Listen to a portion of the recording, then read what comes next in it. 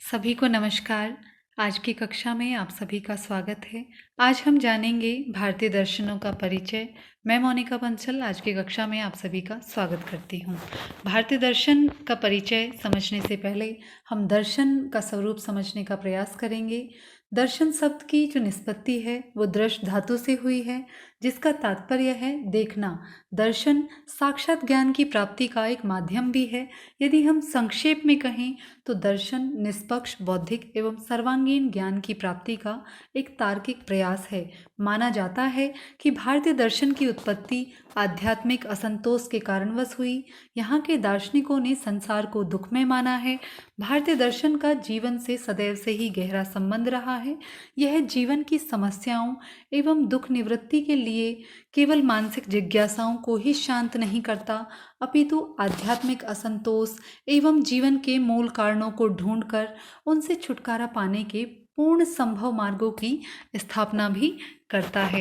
भारत के जो दार्शनिक संप्रदाय हैं उनको साधारणतः दो वर्गों में रखा गया है। पहला आस्तिक, दूसरा नास्तिक। जो वेदों को प्रमाणिक मानने वाले दर्शन हैं उनको आस्तिक वर्ग में रखा गया है, और जो वेदों को अप्रमाणिक मानने वाले दर्शन हैं उनको नास्तिक दर्शनों के वर्ग में बांटा गया है। यहाँ पर ध्यान देने योग्य बात यह है कि यहाँ ईश्वरवादिता व अनिश्वरवादी से कोई तात्पर्य नहीं है। यहाँ पर वेदों की प्रमाणिकता को मानने वाले दर्शन को आस्तिक तथा उनको अप्रमाणिक मानने वाले दर्शन को नास्तिक दर्शन की कैटेगरी में रखा गया है। आस्तिक दर्शन किसे कहा गया है? आस्तिक दर्शन वो हैं जो वेदों की प्रमाणिकता को मानते हैं, और इनके प्रकार कितने हैं? इनके 6 प्रकार हैं, जिन्हें न्याय, वैशेषिक, सांख्य, योग, मीमांसा और वेदांत कहा जाता है। इनके ठीक विपरीत नास्तिक दर्शन कौन है? जो वेदों को अप्रमाणिक मानते हैं वो हैं चार्वाक, बौद्ध और जैन दर्शन। ये नास्तिक दर्शन के वर्ग में इन्हें रखा जाता है। अब हम देखते हैं कि जो ये हमारे नास्तिक और आस्तिक दर्शन हैं इनमें सम्मिलित रूप से, सार रूप से कहीं ना कहीं इनमें इतनी विभिन्नता होने के पश्चात भी इनमें आपसी समरूपता का पुट देखने को मिलता है। तो इसका कहीं ना कहीं कारण ये भी है कि इनका जो विकास है वो एक ही भारत भूमि में हुआ है, और इसी के कारणवश इन दर्शनों पर भारतीय प्रतिभा, निष्ठा और संस्कृति की जो है वो छाप अमिट रूप से पड़ गई है, जिसके कारणवश इनमें हमें भारतीय दर्शन की विशेषताओं में भारत भूमि की विशेषताएं भी देखने को मिलती हैं। अब हम बात करते हैं नास्तिक दर्शनों के परिचय की। नास्तिक दर्शनों में हम जानेंगे बौद्ध दर्शन, जैन दर्शन और चार्वाक दर्शन के विषय में। सबसे पहले हम जानते हैं बौद्ध दर्शन के बारे में, फिलॉसफी ऑफ बुद्धा के बारे में, कि बौद्ध दर्शन में क्या क्या ऐसे तत्व बताए गए हैं जिनके माध्यम से धर्म, अर्थ, काम, मोक्ष की प्राप्ति जो है वो साधना का मार्ग सफल हो सके। बौद्ध दर्शन जो है वो गौतम बुद्ध द्वारा स्थापित एक नास्तिक दर्शन है। इसे भारतीय दर्शन का सर्वाधिक मानवतावादी दर्शन माना गया है। बौद्ध दर्शन का जो प्रारंभिक स्वरूप है वो 4 आर्य सत्यों में प्रकट होता है। 4 आर्य सत्य क्या हैं? ये जो 4 आर्य सत्य हैं यही तथागत धर्म और दर्शन के रूप माने गए हैं। इन आर्य सत्यों की जो विस्तृत व्याख्या है वो कौन से बौद्ध ग्रंथ में मिलती है? वो महावग्ग नामक बौद्ध ग्रंथ में मिलती है। ये कौन कौन से हैं? पहला जो आर्य सत्य है वो है दुख। यहाँ तात्पर्य है संसार दुखों से परिपूर्ण है। दूसरा जो आर्य सत्य है वो है दुख समुदाय, कि दुख की अपनी एक कम्युनिटी है, दुख की उत्पत्ति का कोई ना कोई कारण है, अकारण ही वो उत्पन्न नहीं हो रहा है। जैसे सांख्य में भी कहा जाता है कार्य कारण सिद्धांत, जिसे कहा जाता है तिलों में तेल पहले से ही समाहित होता है। तो यहाँ पर क्या है कि दुख की उत्पत्ति में कारण है, अकारण नहीं है। और बुद्ध के अनुसार क्या है? अज्ञान ही दुखों का मूल कारण उन्होंने माना है। कारण समुदाय के कारण जो है वही दुख समुदाय कहलाता है, और इसी समुदाय के कारण जो है व्यक्ति विशेष जन्म मरण के भव चक्र में फंसता है, और जन्म मरण के चक्र में वो फंसता चला जाता है। फिर तृतीय आर्य सत्य की बात करते हैं। इसमें वो कहते हैं दुख निरोध, कि दुख का जो दुख है, दुख समुदाय है, उसका निवारण यहाँ पे संभव है। फिर चतुर्थ आर्य सत्य है दुख निरोध मार्ग, जिसमें ये दुख निवारक मार्ग की बात करते हैं, जिसे आर्य अष्टांगिक मार्ग का नाम भी दिया गया है। यहाँ पे जो बुद्धामी मत हैं, जो बुद्ध को फॉलो करने वाले लोग हैं, वो इन चारों तत्वों में से दुख समुदाय के अंतर्गत द्वादश निदान को भी मानते हैं, जिसमें जरा मरण जाति भव उपादान तृष्णा वेदना स्पर्श षडायतन नाम रूप विज्ञान संस्कार तथा अविद्या आते हैं। उसी प्रकार से वहाँ पे वो दुख निरोध मार्ग में आर्य अष्टांगिक मार्ग के बारे में वर्णन करते हैं, जो कि साधना का मध्यम मार्ग इन्होंने बताया है, जिसे बौद्ध दर्शन में मध्यम मार्ग का नाम दिया जाता है, जिसके 8 चरण हैं, जिसमें सम्यक दृष्टि, सम्यक संकल्प, सम्यक वाणी, सम्यक कर्मांत, सम्यक आजीविका, सम्यक व्यायाम, सम्यक स्मृति और सम्यक समाधि की बात की जाती है। सम्यक का यहाँ पे तात्पर्य है राइट, जो विवेकपूर्ण सही है, सही को एक्सेप्ट करना, सही राइट विजन। सम्यक दृष्टि की बात करते हैं, इसे क्या है, इसे निर्क्षीर विवेक दृष्टि भी कहा जाता है। जैसे हंस है वो दूध पानी को अलग करने की उसमें सक्षमता होती है, तो उसी प्रकार से क्या है, यहाँ पे राइट विजन की बात की गई है, सम्यक दृष्टि की बात की गई है। जो दुख से जब निवृत्ति पाना है, जिस साधना मार्ग पे चलना है, तो सबसे पहले हमारी जो दृष्टि है, जो हमारा ऑब्जर्वेशन है, जो हमारे प्रत्यक्षण है, वो राइट वे में हो, राइटियस पाथ पे हो, तो वो क्या है, दृष्टि हमारी यहाँ पे सम्यक रूप में हो। फिर ये बात करते हैं सम्यक संकल्प की। सम्यक दृष्टि द्वारा प्राप्त बुद्ध के 4 अर्य सत्य जो हैं, उनके ज्ञान का जब अनुसरण करने का जो दृढ़ निश्चय लिया जाता है, वो दृढ़ निश्चय ही क्या है, सम्यक संकल्प कहलाता है। फिर सम्यक वाणी की यहाँ पे बात की जाती है, तो सम्यक वाणी क्या है, जैसे कहते हैं कि 1000 निरर्थक शब्दों से एक शब्द भला, वाणी को वीणा बनाए बाण नहीं। तो यहाँ पे सम्यक वाणी की बात करते हैं कि जब हम नपा तुला बोलते हैं, बोलने से पहले सोचते हैं, तोलते हैं, तो वो क्या है, वो सार्थक वाणी हमारी कहलाती है, सम्यक वाणी कहलाती है, सिद्ध वाणी कहलाती है। फिर सम्यक कर्मांत की बात करते हैं, ये कहते हैं कि सम्यक दृष्टि, सम्यक संकल्प और सम्यक वाणी पे जो आधारित होते हैं, वही सम्यक कर्म है।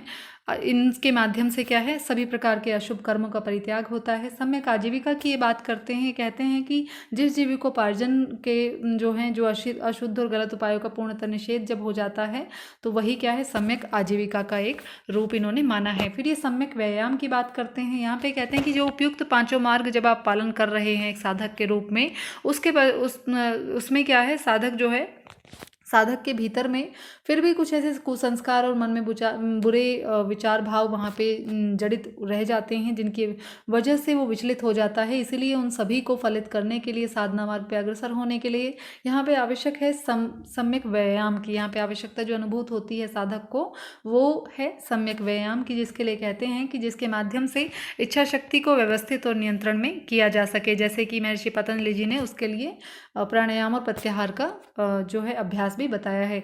फिर ये बात करते हैं सम्यक स्मृति की। सम्यक दृष्टि और सम्यक संकल्प के साथ जो है वो सम्यक स्मृति भी उपयोगी है, क्योंकि जो प्राप्त वास्तविक ज्ञान है उसका यदि स्मरण ही नहीं रहेगा तो वो उसे फिर से दुख की अनुभूति होगी। इसीलिए यहाँ पे सम्यक स्मृति की बात की है कि जो प्राप्त वास्तविक ज्ञान है उसका सदैव स्मरण में रहना ही क्या है, वो आवश्यक है, और वही सम्यक स्मृति का फल भी है।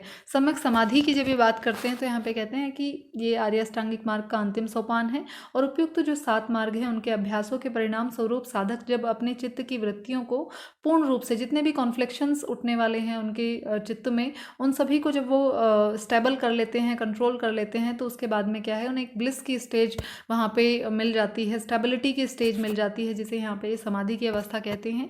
सम्यक समाधि में क्या है, ध्यान के माध्यम से चित्त की जितने भी हमारे कॉन्फ्लिक्ट्स हैं, जितने भी मनोवृत्तियाँ हैं, उनका स्टेप बाय स्टेप जो है वहाँ पे शमन किया जाता है।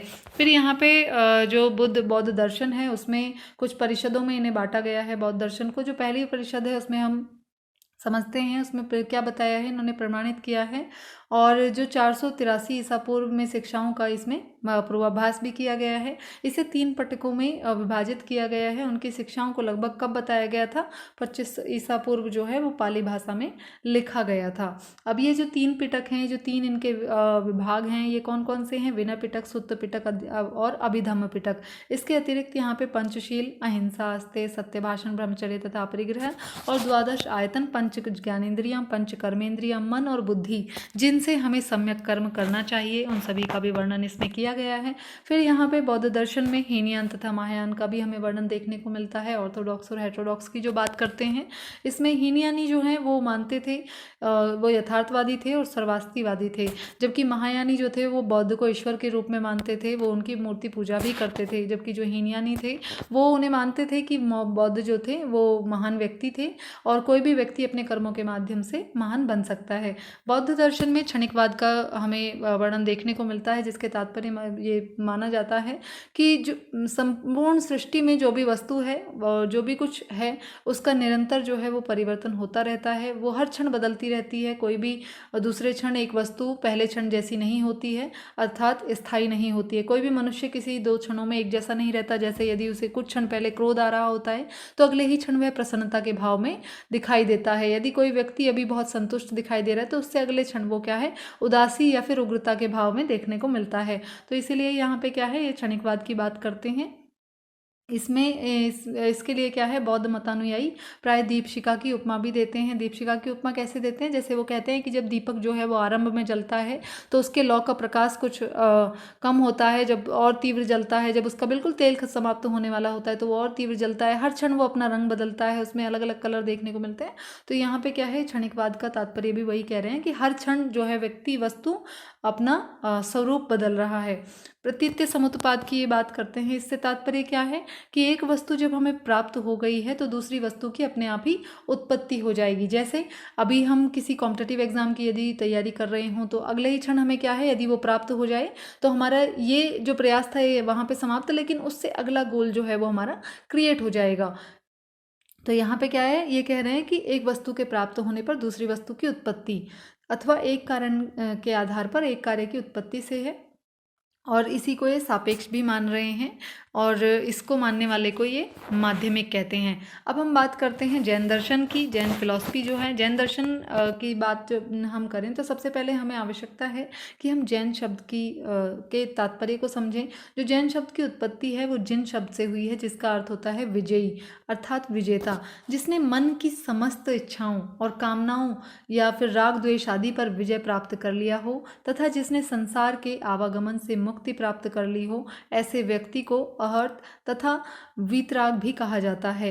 इन्हीं जिन के उपदेश को मानने वाले जैन कहलाए तथा इनसे संबंधित सिद्धांत को जैन दर्शन कहा गया। जैन अपने धर्म प्रचारक सिद्धकों को तीर्थंकर कहते हैं और इनकी संख्या 24 बताते हैं। इनमें प्रथम तीर्थंकर जो हैं वो ऋषभदेव और अंतिम तीर्थंकर जो हैं वो महावीर हुए हैं। इनके कुछ तीर्थंकरों के नाम जो है ऋग्वेद में भी मिलते हैं, जिससे इनकी प्राचीनता प्रमाणित होती है। भगवत पुराण में भी ऋषभदेव नामक व्यक्ति का विस्तृत वर्णन देखने को मिलता है।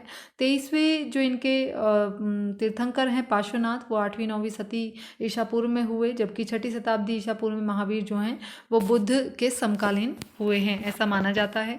जैन दर्शन के प्रवर्तकों की जब हम बात करते हैं तो जैन दर्शन जो है, जैन का जो दर्शन और धर्म है, ये वर्तमान स्वरूप के इनके जो प्रमुख प्रवर्तक माने गए हैं वो महावीर स्वामी को माना जाता है। निग्रंथ नाम से, उपनाम से जो विख्यात महावीर का उल्लेख है वो बौद्ध निकाय में भी देखने को मिलता है। जैन दर्शन के जो प्रमुख ग्रंथ हैं वो प्राकृत भाषा में लिखे गए हैं।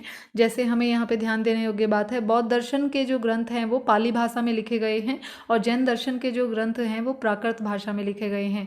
यहाँ पे क्या है, ये पहले प्राकृत भाषा में लिखे गए, जबकि बाद के कुछ विद्वानों ने क्या है, इनके कुछ ग्रंथों को संस्कृत भाषा में भी लिखा, जिनमें से एक है तत्वार्थ सूत्र, जो कि उमा स्वामी जी द्वारा संस्कृत भाषा में लिखा गया, जिसमें जैन सिद्धांतों के सभी अंगों का पूर्ण रूप से वर्णन किया गया है। यहाँ पे अब हम बात करते हैं कि जैन संप्रदाय जो है, जो जैन धर्म है, उसको कितने संप्रदायों में विभक्त किया गया है। तो यहाँ पे जो जैन धर्म है उसको 2 संप्रदायों में विभक्त किया गया है, जिसमें श्वेतांबर और दिगंबर 2 संप्रदाय आते हैं। दिगंबर क्या हैं? दिगंबर वो हैं जो आचार पालन में अधिक कठोर हैं, जबकि श्वेतांबर जो हैं वो कुछ उदार हैं। दिगंबर संप्रदाय के मुनि जो हैं वो निर्वस्त्र रहते हैं, जबकि श्वेतांबर संप्रदाय के जो मुनि हैं वो श्वेत वस्त्र धारण करते हैं।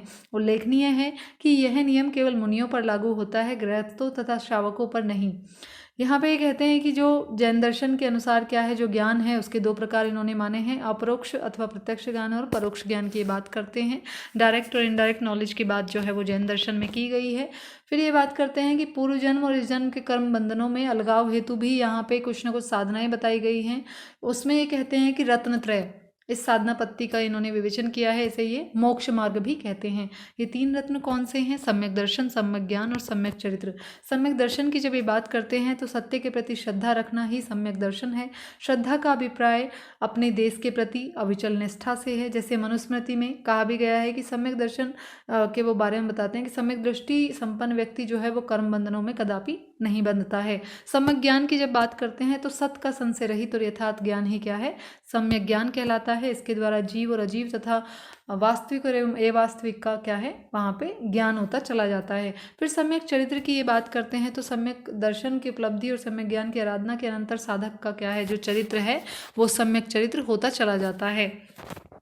फिर सम्यक चरित्र की प्राप्ति कैसे हो, उसकी प्राप्ति हेतु ही संवर योग और तपोयोग का जो प्रतिपादन है वो इन्होंने किया है, जिसमें ये बता रहे हैं कि व्हाट इज तपोयोग एंड व्हाट इज संवर योग। तो यहाँ ये कह रहे हैं कि पूर्व कर्मों के 6 निर्जरा हेतु जो किया जाता है वो तपोयोग, और नए कर्मों के निर्माण हेतु जिसका प्रतिपादन किया गया है वो क्या, जिसके संवर के निरोध हेतु जो है वो किया गया, वो क्या कहलाता है, संवर योग। फिर तपोयोग में ये बात करते हैं कि जैसे आचार्य अभिदेव ने भी कहा है कि जिस साधना द्वारा शरीर के रस, रक्त, मांस, जो हमारे 7 substances of the human body होते हैं, रस, रक्त, मांस, मेद, अस्थि, मज्जा और शुक्र जो हैं वो तप जाते हैं, शुष्क हो जाते हैं, अथवा जितने भी अशुभ कर्म होते हैं वो सभी जल जाते हैं, उनका क्षय हो जाता है। और उसी साधना को क्या है, तप कहते हैं। जैसे महर्षि पतंजलि जी ने भी कहा है कि कायेंद्रिय सिद्धि शुद्धि क्षया तपसः, जिसके माध्यम से शरीर हमारी जो इंद्रियां हैं उनको शुद्धि हो उनकी और सिद्धि प्राप्ति हो, वही चीज़ क्या है, वही तप कहलाता है। तपोयोग की साधना से क्या है, साधक अपने पूर्वबद्ध कर्मों की जितने भी प्रारब्ध कर्म होते हैं उनकी निर्जरा करके, अर्थात उनका शमन करके, उनका क्षय करके आत्मा को शुद्ध बनाता है। तप के भेद की ये बात करते हैं। यहाँ पे इन्होंने उत्तराध्ययन सूत्र जो ग्रंथ है उसमें इन्होंने 2 प्रकार के तप बताए हैं, बाह्य तप और अभ्यंतर तप। बाह्य तप के भी 6 प्रकार बताते हैं और अभ्यंतर तप के भी ये 6 प्रकार बताते हैं। उनको यहाँ हमें पढ़ने की आवश्यकता नहीं है, हमें यही समझना है कि यहाँ पे बाह्य तप और अभ्यंतर तप की जैन दर्शन में बात की गई है। संवर योग की ये बात करते हैं तो संवर योग क्या है, आश्रव जो है, आश्रव का मीनिंग क्या है, जो फ्लो है, जो प्रवाह है उसको आश्रव कहा है। आश्रव को रोकने का नाम संवर है। संवर को क्या है, इन्होंने 2 प्रकार का बताया है, द्रव्य एवं भाव संवर। क्रम पुद्गलों के जो आश्रव हैं, जो जैसे बंचेस ऑफ द एक्शंस है, जो कर्मों के जो पुद्गल हैं उनके आश्रव प्रवाह को रोक देना क्या है, द्रव्य संवर है। और कर्माशव के कारणभूत, जो उस कर्म का कारण है, जो उसका कॉज है, वो क्या है, जो ईर्ष्या द्वेष आदि भाव हैं उनको रोक देना क्या है, भाव संवर है। संवर प्राप्ति के साधन के बारे में बात करते हैं तो यहाँ पे गुप्ति, समिति, धर्म, अनुप्रेक्षा, परिचय तथा 5 प्रकार का चरित्र संवर प्राप्ति के इन्होंने साधन बताए हैं। इसमें जैन दर्शन में ये 5 महाव्रत का भी वर्णन करते हैं, जिसमें अहिंसा, सत्य, अस्तेय, ब्रह्मचर्य और अपरिग्रह की ये बात करते हैं। आज की कक्षा में इतना ही।